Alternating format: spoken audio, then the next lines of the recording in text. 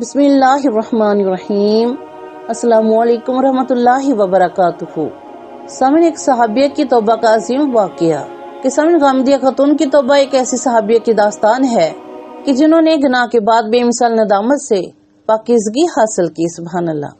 کسان قبیلہ جہنی کی ایک خاتون نے زنا کا اعتراف کر کے نبی کریم علیہ الصلوۃ والسلام کے سامنے خود کو رجم کرنے کی درخواست کی تاکہ دنیا کی سزا سے آخرت کا عذاب معاف ہو جائے۔ سبحان اللہ۔ سامعین، کوئی بھی انسان گناہوں سے پاک نہیں، لیکن اللہ تعالیٰ کو وہ بندہ بہت پسند ہے جو صدقے دل سے اپنے گناہ پر ندامت محسوس کرتے ہوئے اللہ تعالیٰ کے حضور معافی کا طلبگار رہے۔ بے شک سامعین، ابن ماجہ کی حدیث مبارکہ میں ہے کہ نبی کریم علیہ الصلوۃ والسلام نے ارشاد فرمایا کہ گناہ سے توبہ کرنے والا ایسا ہے جیسے اس نے کوئی گناہ کیا ہی نہیں۔ سبحان اللہ۔ صحیح بخاری شریف کی حدیث مبارکہ میں ہے کہ نبی کریم علیہ الصلوۃ والسلام نے ارشاد فرمایا، اے لوگو، اللہ تعالیٰ کی طرف رجوع کرو اور اسی سے مغفرت مانگو، میں بھی ہر روز 100 مرتبہ اس کی طرف رجوع کرتا ہوں۔ سبحان اللہ۔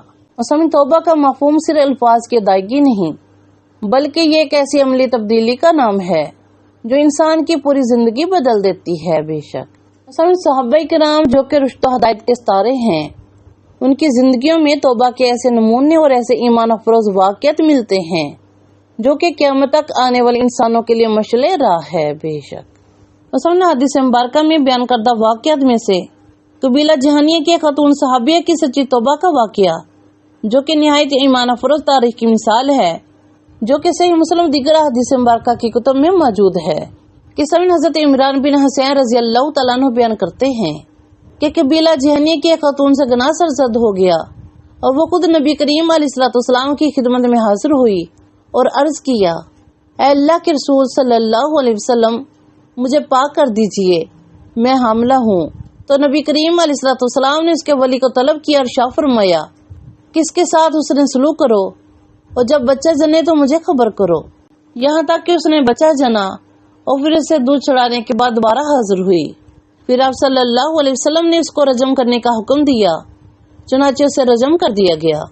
پھر آپ صلی اللہ علیہ وسلم نے اس کی نماز جنازہ پڑھی تو حضرت عمر بن خطاب رضی اللہ تعالیٰ عنہ نے آپ سے عرض کیا کہ اللہ کے رسول صلی اللہ علیہ وسلم، آپ نے اسے رجم کیا ہے، پھر اس کی صلاۃ پڑھ رہے ہیں۔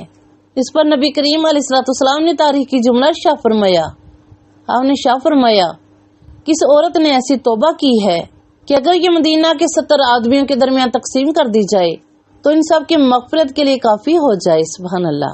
ایک اور روایت میں یہ الفاظ ہیں کہ آپ صلی اللہ علیہ وسلم نے ارشاد فرمایا، کیا عمر اس سے اچھی کوئی چیز تمہاری نظر میں ہے کہ اس نے اللہ تعالیٰ کے لیے اپنی جان قربان کر دی۔ سبحان اللہ۔